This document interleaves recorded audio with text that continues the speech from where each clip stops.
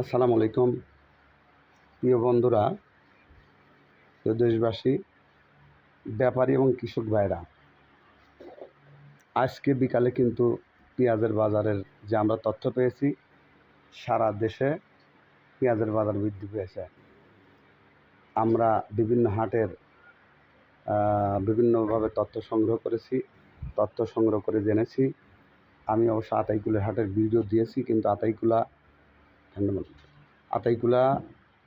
বাজার কম থাকার কারণে আতাইকুলা আমদানি প্রচুর হয়েছিল, কিন্তু সাঁতিয়া আড়ত, বেড়া আড়ত, সুজানগর হাট এবং কাশীনাথপুর হাট, রাজশাহী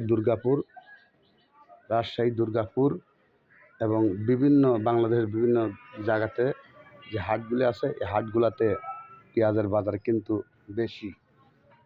বাজার কিন্তু বেশি। আমরা তথ্য সংগ্রহ করেছি এবং বিচার বিশ্লেষণ করে দেখছি যে বাজার বেশি।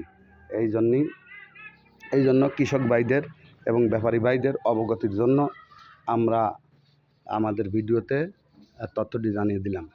তাই সকাল সকাল আমার এই চ্যানেলটিকে, এসআই টিভি চ্যানেলটিকে সাবস্ক্রাইব করবেন এবং লাইক, শেয়ার, কমেন্ট করবেন। সকাল সকাল প্রতিদিন আমাদের চ্যানেলের খবর পেয়ে যাবেন।